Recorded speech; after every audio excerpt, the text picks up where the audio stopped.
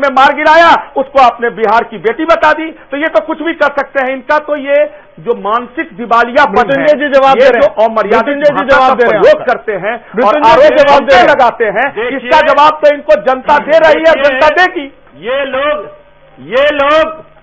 लोग गांधी और गोडसे का अंतर नहीं समझते हैं। ये लोग गांधी और गोडसे का अंतर नहीं समझने वाले लोग हैं। इनका चाल और आप आज की बात कीजिए, आज की बात कीजिए। गांधी और गोडसे की लड़ाई आज नहीं है। आप अगर गोडसे और गांधी की बात करते हैं तो 66 साल से जो कांग्रेस के खिलाफ जो ये आज लहर बनी है, गरीबों का वोट उठा गए, जोकर की तरफ भाषा का प्रयोग किया, उनको गुमराह किया और उनको जातिवाद के नाम पर सिर्फ आप लोगों ने ठगा, आपने सामाजिक न्याय का न्याय किया। इस तरह से ये बहस आगे नहीं बढ़ेगी। राजीव जी, इस तरह से बहस आगे नहीं बढ़ेगी। प्रोफेसर एच के सिंह साहब, प्रोफेसर एच के सिंह साहब से मेरा सवाल है, नरेंद्र मोदी का हवा है, प्रोफेसर एच के सिंह साहब से मैं सवाल कर रहा हूँ, आपने जनता को गुमराह करने का काम किया है। आप कांग्रेस को सपोर्ट मैं अपनी पीछे टीम से सम्मानित मेहमानों की आवाज को अब थोड़ा धीमा कर दिया जाए, क्योंकि बहस अब अपनी दिशा खो रही है। प्रोफेसर साहब, ये जो बातें सामने आ रही हैं, ये जिस तरह के बयान आपने सुन रहे हैं और सुनते रहे हैं, जो फारूक अब्दुल्ला ने कहा, लाल कृष्ण आडवाणी के ऊपर इस तरह की टिप्पणी लालू प्रसाद यादव की, क्या आपको लगता है कि ये एक वोट बैंक को पोलराइज करने की स्थिति में बात सामने आ रही है? इस तरह की बयान सामने आ रहे हैं मंच से। देखिए, इसमें दो चीजें हैं। मैं बताना चाहूंगा संजीव जी कि पहली बात यह है कि एक वोट बैंक को भी पोलराइज करने की कोशिश की जा रही है और इसके लिए इस प्रकार के अमर्यादित भाषा का प्रयोग किया जा रहा है। दूसरी बात यह है कि अभी इस इलेक्शन में सारी मर्यादाएं जो हैं वो बहुत ही मर्माहत हुई हैं। राजनीतिक मर्यादाएं जिस प्रकार से अभी कुचली गई हैं, वह इससे पहले किसी भी चुनाव में नहीं हुआ। अब इसमें एक चीज आपको मैं बताना चाहूंगा यहाँ। देखिए, जो पहले मुद्दों पर चर्चा चलती थी, जो विषय थे वो प्रमुख थे और व्यक्ति गौण था और उस विषय के माध्यम से ही राजनीतिक बहस चलती थी और जनता उस पर निर्णय लेती थी। अब आज आप एक चीज बताएं, मृत्युंजय जी को भी सुन रहा था मैं, राजीव जी को भी सुन रहा हूं। मैं आपको बताना ये चाहूंगा, मृत्युंजय जी इस बात का जवाब दे सकते हैं, आज लालू यादव जी के पास में विकास का कोई मुद्दा है क्या? ये बिहार के विध्वंसकारी रहे हैं, लालू जी ने बिहार को बर्बाद किया, ये सब जानता है। अब ऐसी स्थिति में विकास के मुद्दे को तो लेकर नहीं चलेंगे, खुद जेल गए और उसके बाद में क्या मुद्दा है? तो मुद्दा होगा पोलराइजेशन का। एमओआई समीकरण जो लेकर चल रहे थे, अभी उसी पर कवायद हो रही है। तो यहां पर क्या वो बहस पर कुछ करेंगे विकास के लिए? नहीं कर सकते। नहीं तो इसमें ऐसी स्थिति जो है, सुनिए प्रोफेसर साहब, मैं बता रहा हूं, प्रोफेसर साहब, नहीं मैं आपको केवल लालू जी की बात में जी, मैं बीजेपी की बात बोला था। तो बीजेपी कौन से विकास के एजेंडा पर? मैंने एक न्यूज चैनल पर भी कहा था, गिरिराज सिंह जी ने जिस भाषा का प्रयोग किया था और मर्यादित भाषा है और उसके लिए उन पर कार्रवाई होनी चाहिए, क्योंकि कोई भी हो, चाहे किसी भी दल के हो, यदि नैतिकता को लांघ कर अगर इस प्रकार के भाषा का प्रयोग करते हैं तो एक लोकतंत्र में अशोभनीय है।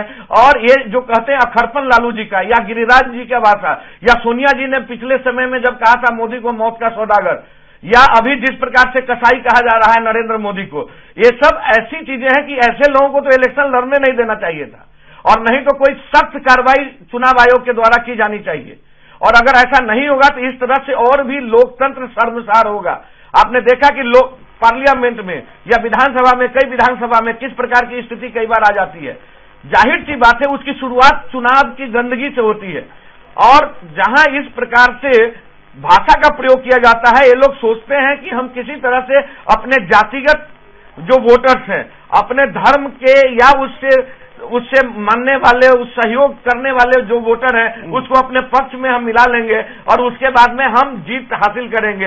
लेकिन ऐसा हमेशा नहीं होता। एक बात और मैं बताना चाहूंगा, देखिए अभी जो स्थिति है कांग्रेस की स्थिति ये है कि कांग्रेस जहर खाने को तैयार है। अभी अहमद पटेल जी ने कहा कि हम किसी को भी समर्थन दे देंगे, तो अब लालू जी, मुलायम सिंह जी, सारे लोग बहुत ही मुखर हो गए हैं, क्योंकि अब इनको लग रहा है कि अगर किसी कारण से नरेंद्र मोदी जी आगे नहीं आते हैं तो इनमें से ये सारे लोग प्राइम मिनिस्टर के दावेदार होंगे और कांग्रेस समर्थन करेंगे। ये मुखरता इसीलिए है, ये मुखरता इसीलिए है। तो कोई रेप के इशू पर अपनी बात करता है, कोई यहाँ पर कसाई की बात करता है, सारी चीजें इसको लेकर है कि आगे की भावी रणनीति होगी, जिसको किस प्रकार से आगे बढ़ाएं। चलिए, यानी अगले चरण में जो चुनाव है, जो मतदान होगा, किस तरह से जातिगत समीकरण को अपनी तरफ भुना ले। एक छोटे से ब्रेक के लिए मैं रुक रहा हूं, ब्रेक के बाद लौटेंगे तो चर्चा होगी क्या वाकई इस तरह के बयानों से वोटर पोलराइज हो रहा है, क्या जातियां गोलबंद हो रही हैं। ब्रेक के बाद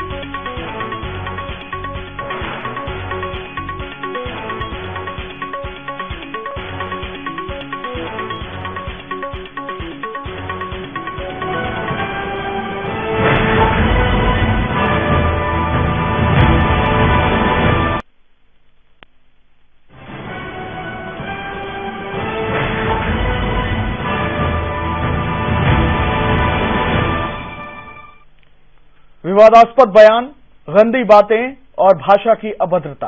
2014 में बड़े बड़े कद्दावर नेता इस तरह की भाषा का, इस तरह के बयानों का इस्तेमाल कर रहे हैं, लेकिन क्या इससे फायदा मिल पाएगा? कल फिर लोग अपने मतदान को देने के लिए जाएंगे मतदान केंद्रों तक। क्या इस तरह की भाषा, जिसके अंदर जात का नाम लिया जाता है, जिसके अंदर एक वर्ग को लेकर दूसरे को नीचा दिखाने की कोशिश की जा रही है, क्या ये वोट को पोलराइज कर पाएगा?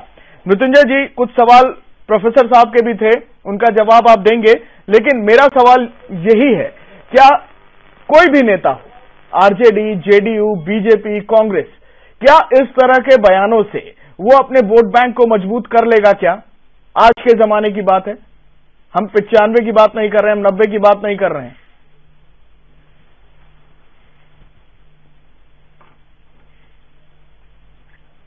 देखिए, हम पहले सम्मानित प्रोफेसर एचके सिंह जी के बातों का जवाब दे दें जी, कि एचके सिंह साहब ने कहा कि लालू जी विकास की बात नहीं करते।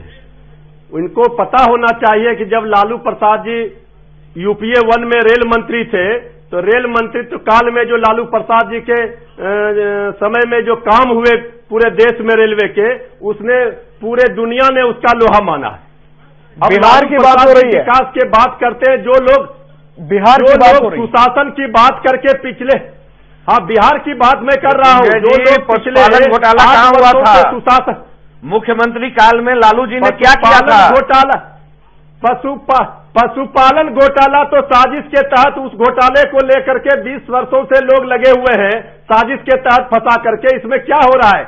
माननीय न्यायालय में मामला है, जो न्यायालय फैसला करेगा उसको सबको मान्य होगा, लेकिन जनता की अदालत में आज भी अगर किसी के पास इतनी बड़ी जमात और इतनी बड़ी जाति का नेता, पूरे जन समर्थन लालू प्रसाद जी के सभाओं में जो उमड़ रहे हैं, अभी कोई भी नेता का उतना सभाओं में उतना समर्थन नहीं उमड़ रहा है जनता का। बिहार विधानसभा में आपके कितने सीट थे? हटाने के लिए बिहार विधानसभा में आपके कितने सीट थे? बिहार विधानसभा में लेकिन सीट कम थे, लेकिन वोटों का 3% कम थे। दोनों लोगों के मिलने के बाद एनडीए जब शामिल था भाजपा और जदयू, तब इसके बावजूद हमारा सीट कम हुआ, लेकिन हम वोट परसेंटेज में 3% कम थे।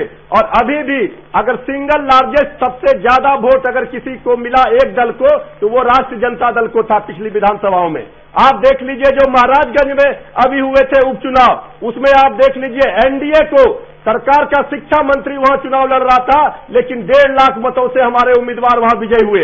आप देख लीजिएगा इस बार भी सुशासन की बात करने वाले परिवारवाद से ऊपर जिले में नीतीश कुमार को परिवारवाद देखिए, परिवारवाद से ऊपर उठे हुए हैं। परिवार में अगर टैलेंट है, अगर परिवार में राजनीति करने की इच्छा लोग रखते हैं और राजनीति परिवार में ही टैलेंट है कि बाहर भी है, लालू जी और मुलायम जी के परिवार में बाहर भी टैलेंट है, और एक दो लोग और हैं जिनके बाहर भी टैलेंट है। अगर डॉक्टर का बेटा डॉक्टर हो सकता है, प्रोफेसर का बेटा प्रोफेसर हो सकता है। नहीं मृत्युंजय जी, अब ये गणित मत समझाइए। मैंने वोट को पोलराइज करने वाली बात पूछी थी और आप गणित समझाने लग गए। अब महिमा मंडन आरजेडी का कम से कम इस शो में मत करिए।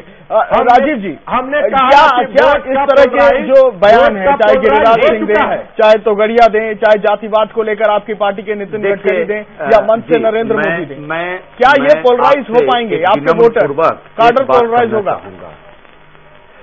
नहीं, कभी नहीं, कभी नहीं, कभी नहीं। ये सारा मिथक इस बार टूट जाएगा। हम जातिवाद को लेकर के समाज में लोगों के बीच वोट मांगने नहीं गए हैं। बिहार की जनता और इस देश की जनता, यहाँ के नौजवानों को रोजगार चाहिए, विकास हमारा प्रमुख मुद्दा है। हमारे किसी नेताओं ने जो ये आरोप मुझे लगा रहे हैं, हमारे गिरिराज बयान की इतनी निंदा हो रही है, मर्यादाओं को क्यों तोड़ रहे हैं नेता? उस बयान का खंडन तो हमारे प्रधानमंत्री पद के प्रत्याशी श्री नरेंद्र मोदी जी ने भी किया है कि हमारे प्रशंसक इतने उत्साहित न हो और भाषा पर संयम रखें। अच्छा, आज नरेंद्र मोदी जी ने क्या बोला? ऐसी हो जाती है जो जनमानस को नहीं लगता है। आज हमारे नेताओं ने इसको इंकरेज नहीं किया है। आज और मैं भी जहां तक जानता हूं कि कभी भी इन भाषाओं को एक सभ्य राजनीति में, एक सभ्य समाज में इस भाषा के लिए कोई जगह नहीं है। नरेंद्र मोदी बोले विकास का मुद्दा लेकर के जनता के बीच में गए हैं। और एक बात मैं आपको कहना चाहूंगा कि ये तमाम जो विपक्षी दलें हैं, जो तमाम विपक्षी पार्टियां हैं, इनके पेट में जो दर्द है, क्योंकि इनका मेन जो हीरो है वो है कांग्रेस पार्टी, इसके ये चौकीदार हैं। ये लोगों को दर्द इसलिए इतना हो रहा है कि कल नरेंद्र मोदी की जो सरकार दिल्ली में बनने जा रही है, तो इन लोगों का क्या होगा, आपको मेरी आवाज आ रही है? क्या होगा? क्योंकि नरेंद्र मोदी जी ने बड़े स्पष्ट रूप से मीडिया चैनल पे कहा था कि डरना तो पड़ेगा कि जो लोग प्रेम नहीं करते, राष्ट्रद्रोह की बात करते हैं, जो आतंकवाद को बढ़ावा देते हैं, ऑडियो कम हो जाएगा, करके जो भ्रष्टाचारी हैं, उनको डरना पड़ेगा। तो अब ये लोग डर करके इस तरह की भाषा का प्रयोग कर रहे हैं। विकास की बातों की बात हो या फिर कई तरह के बयानों की बात हो, सब अपने अपने अवसर के हिसाब से अपने अपने बयानों को सही ठहरा रहे हैं। सवाल मेरा यह है कि कल वोटिंग होगी, 7 तारीख को वोटिंग है, 12 तारीख को वोटिंग है, इस तरह के बयान क्या पोलराइज कर पाएंगे?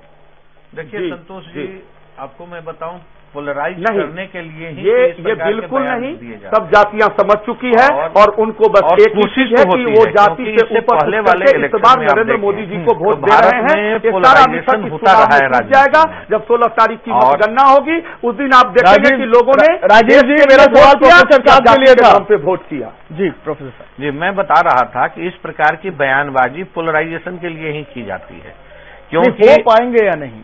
नहीं, अब वैसी स्थिति नहीं रहेगी। M-Y समीकरण नहीं, मैं बता रहा हूं कि वो स्थिति इसलिए नहीं रहेगी कि अभी जितने युवा वोटर आए हैं, अब पिछले इलेक्शन में, पूरे इलेक्शन में, लोकसभा के इलेक्शन की बात मैं कर रहा हूं, कांग्रेस को जितना वोट मिला टोटल, उतने तो युवा वोटर जुड़ गए हैं। और युवा वोटर हैं, आप उनसे बात करके देखिए, हम लोग भी क्षेत्र में रहते हैं, रिसर्च करते हैं और देखते हैं, तो वो उनका मोह भंग इन चीजों से हो गया, वो बिल्कुल लाइक नहीं करते। आप देखिए जिस प्रकार से आम आदमी पार्टी फेनोमेना उभर कर दिल्ली में आया और कांग्रेस को, भारतीय जनता पार्टी को धत्ता बता दिया।